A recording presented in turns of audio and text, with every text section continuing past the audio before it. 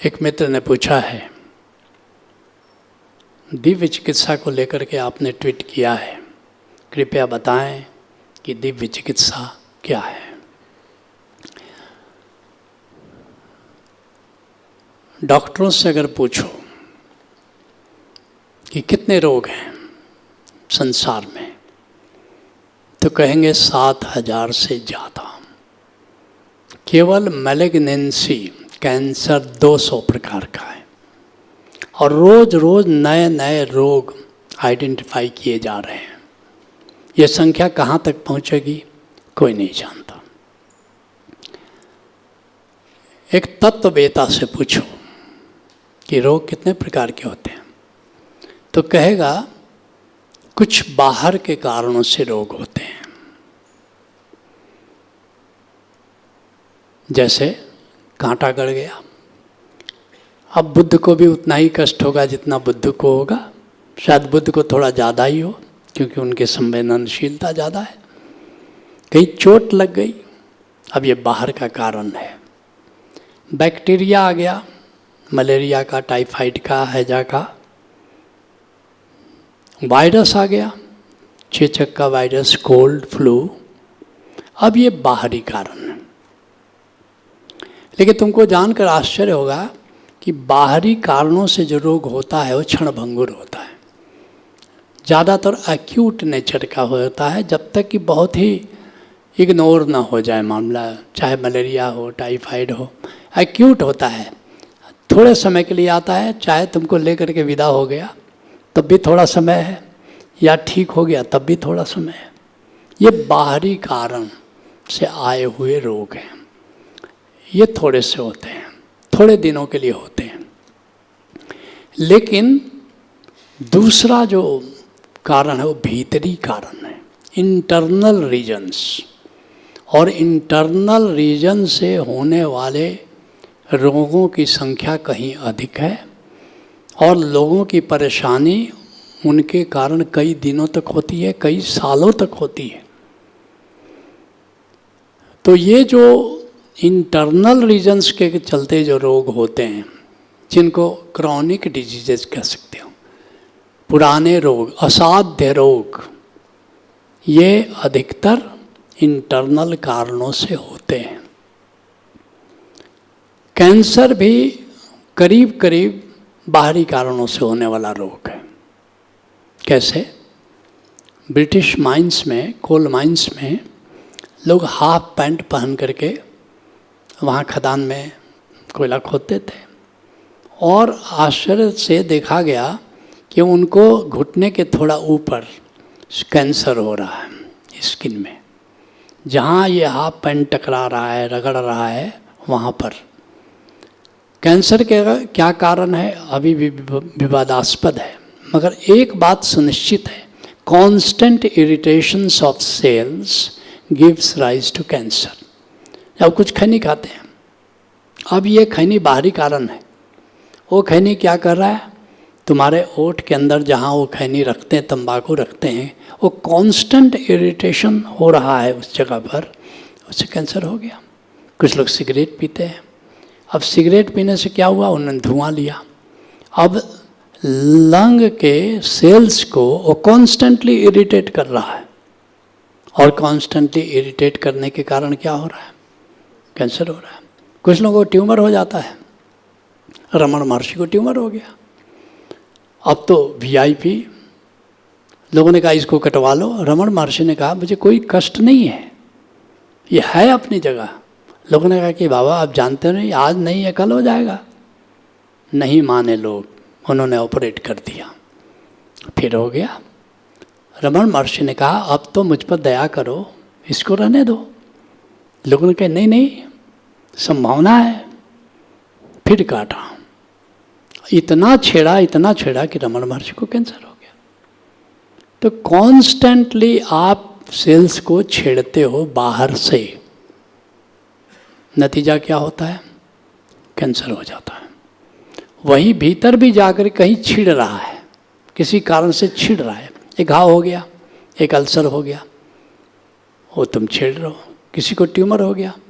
एक मेरे पास व्यक्ति आए बहुत साल पहले की बात, 30 साल पहले, पूरे शरीर में ट्यूमर ही ट्यूमर। उसने कहा कि मैं क्या करूं? मैंने कहा कि तुम बचना चाहते हो कि मरना चाहते हो? उसने कहा कि आया हूं आपके पास इसलिए कि बचना चाहता हूं। मैंने कहा इन ट्यूमर को छूना नहीं, बस इनको कभी छूना मत। लोग क्या करते हैं, ट्यूमर हो गया तो थोड़ा बंदर जैसे उसको कुछ न कुछ करते रहते हैं, और आज भी जिंदा है, और अब तो 80 साल का हो गया, स्वस्थ है। तो कुछ ये जो डिजीजेज है जो बाहरी कारणों से है, लेकिन अब तुमको मैं बताता हूं जो भीतरी कारण है। इसलिए जो तत्वविद हैं वो जानते हैं कि रोग 7000 नहीं है, रोग 7 ही हैं, ज़्यादा नहीं है। और इन 7 रोगों को कारण इंटरनल है, और इसलिए जो भी विधि अपनाई जाएगी वो इंटरनली विधि उसको ठीक कर सकती है। क्या वो 7 कारण है? ये जो 5 तत्व है इसकी एक बैलेंस होती है, एक संतुलन होता है, तो शरीर स्वस्थ रहता है। अगर इस तत्व को बैलेंस रखो तो इन तत्वों से संबंधित बीमारी नहीं हो सकती। क्या है ये तत्व? तुम सब जानते हो, आयुर्वेद में भी इसका वर्णन है। मुद्रा चिकित्सा में आते हो, इसको बताया जाता है तुम्हें। जंगल चिकित्सा में आते हो, बताया जाता है तुम्हें। 5 चक्रों से संबंधित, नीचे के 5 चक्रों से संबंधित ये 5 तत्व हैं। पृथ्वी तत्व है, मूलाधार चक्र से संबंधित। जल तत्व है, स्वादिष्ठान चक्र से संबंधित। अग्नि तत्व है, मणिपुर चक्र से संबंधित। वायु तत्व है, अनाहत चक्र से संबंधित। और फिर आकाश तत्व, ईथर एलिमेंट, वो है विशुद्ध चक्र से संबंधित है। जब और हर चक्र से जो ये तत्व संबंधित हैं, इन हर तत्वों का एक अपना आभा मंडल होता है। और ये आभा मंडल इसलिए पदार्थ है। मान लो जीव में 5 तत्व होते हैं। आकाश तत्व जीव में होता है, चाहे मनुष्य हो, जीव जंतु हो, पेड़ पौधा है। लेकिन जो पदार्थ है उसमें 4 तत्व होता है, पृथ्वी, जल, अग्नि और वायु। ये पत्थर में भी है। पेड़ पौधे जीव हैं तो आकाश तत्व भी आ गया, जिससे सूक्ष्म शरीर बनता है। इथरिक एलिमेंट, ये स्पेस तत्व की बात नहीं हो रही, ईथर तत्व की बात हो रही। सबका ऑरा है, सबका आभा मंडल है, और आपस में अगर इनमें बैलेंस नहीं है, समतरंगता नहीं है, तो फिर रोग हो जाते हैं। एक जापानी वैज्ञानिक प्रयोग कर रहा था, उसने खूब शोर शराबा किया और उस पानी को क्रिस्टलाइज होने दिया, तो देखा कि ऐसा क्षोभ, ऐसा जो उसका आयोजन था उस क्रिस्टल्स का, वो सिर न पैर, बिल्कुल बेतरतीब, देखने में भी कुरूप। फिर दूसरे जल को क्या किया, सुंदर शास्त्रीय संगीत उसको बजाया सुंदर, और उसको फिर क्रिस्टलाइज किया, इतने सुंदर क्रिस्टल बने। अर्थात उस जल का जो आभा मंडल है, उस आभा मंडल को प्रभावित किया जा सकता है और प्रभावित होता है। तो हमारे शरीर के भीतर भी जो जल तत्व है, वो बाहरी जो चीज़ें, घटनाएं घट रही हैं, उनसे वो प्रभावित हो रहा है। बाहरी तो छोड़ो, तुम्हारे चित्त की जो दशा है उससे भी वो प्रभावित हो रहा है, पृथ्वी तत्व, जल तत्व। इसलिए अगर आभा मंडल में देखोगे, अपने आभा मंडल को देखोगे, आंख बंद करके देखोगे, तो ब्लैक स्पॉट्स दिखाई देते हैं। अर्थात तुम्हारा जो समग्र जो आभा मंडल है, जिसमें इन 5 तत्वों का कंट्रीब्यूशन है, वह कहीं न कहीं वो डिसहार्मोनिक हो गया। इसलिए तत्वविद कहेंगे disharmony is disease and harmony is health. अगर इन 5 तत्वों को हार्मनी में ला दिया जाए तो 5 तत्वों से संबंधित रोग नहीं होंगे। जैसे आयुर्वेद में कहा है, ये जो 5 तत्व हैं इनके कारण रोग होते हैं अगर बैलेंस नहीं हो। तो डिवाइन हीलिंग ओशोधारा की एक नई चिकित्सा पद्धति है। पहले टुकड़ों टुकड़ों में उपलब्ध थी। जैसे इस 5 तत्व को बैलेंस करने के लिए क्या था, मुद्रा चिकित्सा थी। जंगल चिकित्सा 80 के बाद के जो दशक आए हैं, जापानी वैज्ञानिकों ने उसका आविष्कार किया है। लेकिन ये मुद्रा चिकित्सा बहुत पहले थी, वैदिक उपनिषदिक ज़माने में थी, लेकिन बीच में इसका विज्ञान खो गया था। लेकिन फिर से इसको कुछ लोगों ने जिंदा किया, और ओशो धारा में तो अभी ये परवान चढ़ा। ओशो धारा ने मुद्रा विज्ञान को बहुत ज़्यादा उन्नत कर दिया है। तो क्या करना होगा, इन 5 तत्वों को बैलेंस करना होगा। कैसे करना होगा? बहुत आसान तरीका है। और ये जो 7 जो कारण मैं रोग का बता रहा हूँ, अगर इन 7 कारणों की ओशो धारा में बैलेंस करने के लिए डिवाइन हीलिंग दिया गया है। और मैं तुमसे बताता हूँ, ये तो डायरेक्ट ये 7 कारण जो हमको प्रभावित करते हैं, लेकिन बाहरी कारण जैसे बैक्टीरिया प्रभावित कर रहा है, वायरस प्रभावित कर रहा है, इसलिए कि तुम्हारी इम्यूनिटी बहुत कमज़ोर हो जाती है जब इन 5 तत्वों का संतुलन में कमी आती है। इसके चलते ही वायरस और बैक्टीरिया भी अटैक कर लेते हैं। या तुम्हारा आभा मंडल जब प्रभावित रहता है तो तुम्हारी इम्यूनिटी इतनी कमज़ोर हो जाती है कि बाहर की बीमारियां भी प्रभावित करती हैं। तो इनडायरेक्टली मैं कहूँगा कि बाहर की बीमारियों से भी रक्षा हो जाएगी अगर तुम ये डिवाइन हीलिंग करते रहोगे। और ओशो धारा में जो मिस्टिक रोज प्रोग्राम है उसमें ये डिवाइन हीलिंग हम लोगों ने इंट्रोड्यूस कर दिया है। अर्थात जो लोग मिस्टिक रोज में आएंगे वो उन्हें दिव्य चिकित्सा डिवाइन हीलिंग की बारीकियाँ भी बताई जाएंगी कि इसको कैसे करोगे। लेकिन अभी संक्षिप्त में तुमको मैं बता देता हूँ क्या करना है कि इन तत्वों को बैलेंस करना है। कैसे करना है? तुम्हारी उंगलियों में 5 तत्व है, जिन्होंने मुद्रा चिकित्सा है उनको पता है। जैसे जल तत्व है सबसे लिटिल फिंगर में, फिर अनामिका में क्या है? पृथ्वी तत्व है। उसके बाद मिडिल फिंगर में क्या है? आकाश तत्व है। उसके बाद इंडेक्स फिंगर में क्या है? वायु तत्व है। और अंगूठे में अग्नि तत्व है। तो क्या करना है तुमको? तुम जानते हो सुबह तुम टहलते हो, चक्रमण करना ओशो धारा में सुमिरन की एक विधि है। तो जब चक्रमण करो और टोटल 10,000 कदम अर्थात 5 माइल्स या 8 किलोमीटर प्रत्येक व्यक्ति को अपना हेल्थ ठीक रखने के लिए चलना चाहिए। मैं स्वयं प्रतिदिन 10,000 कदम चलता हूँ। तो कैसे होगा 10,000? सुबह 50 मिनट, शाम 50 मिनट चलो। 1 मिनट में करीब 100 कदम होते हैं। तो तुम्हारे 5,000 कदम सुबह और 5,000 कदम रात को हो जाते हैं।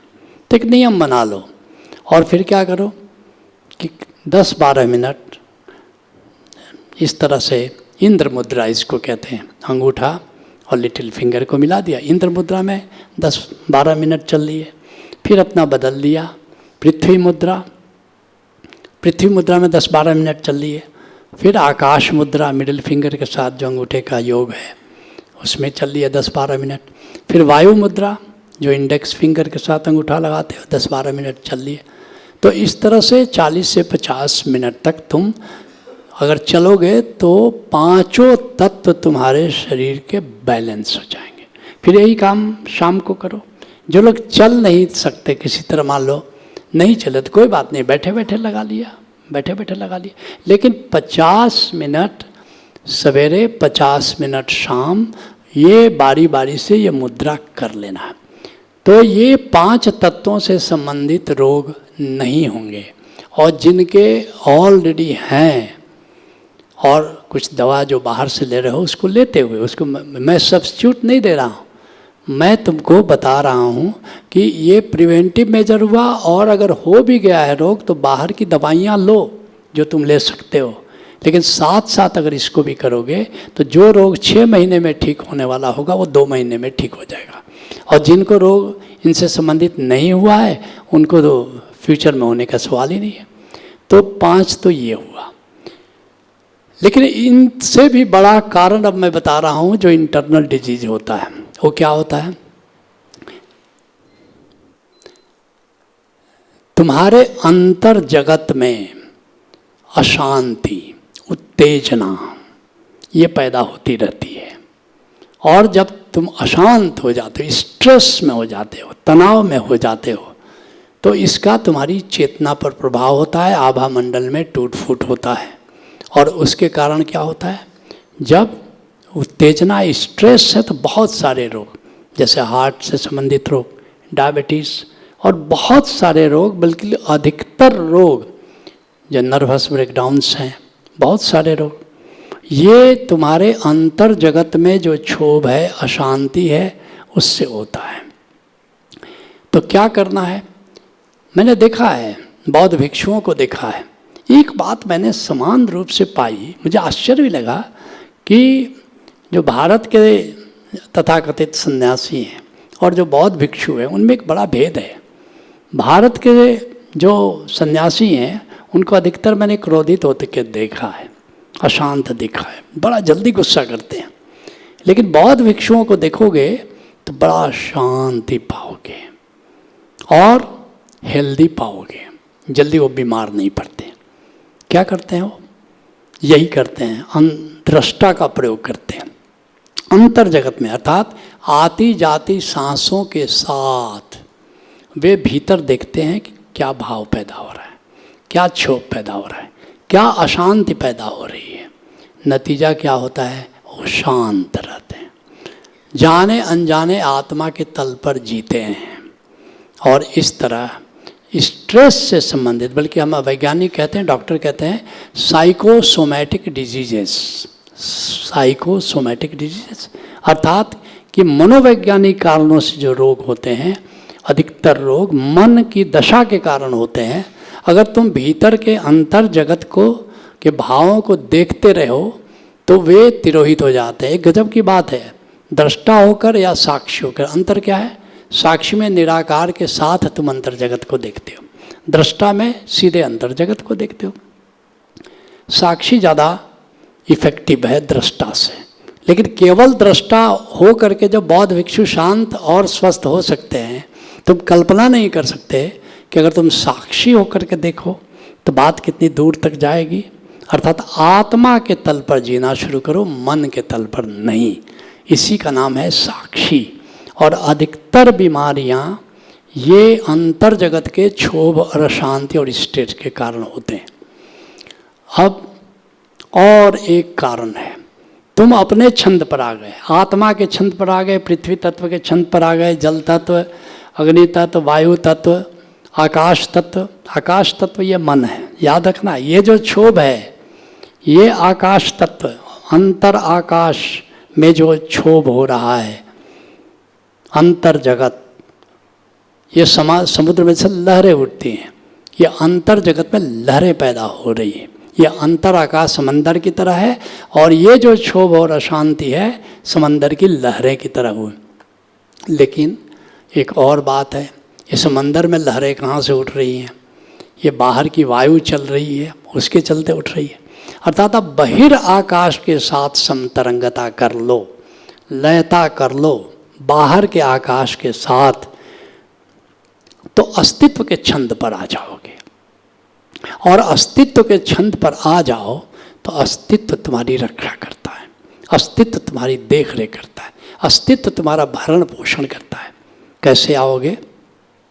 बहिर आकाश के छंद पर जीने की कला का नाम है सुमिरन। अगर सुमिरन में आ जाओ तो तुम अस्तित्व के छंद पर आ जाते हो। तो इस तरह 7 तलों पर लयता चाहिए, 7 तलों पर समतरंगता चाहिए। फिर से मैं दोहरा दूं, क्योंकि इसी का नाम है दिव्य चिकित्सा, इसी का नाम है डिवाइन हीलिंग। पृथ्वी तत्व से समतरंगता, जल तत्व से, अग्नि तत्व से, वायु तत्व से, आकाश तत्व से और बहिराकाश से।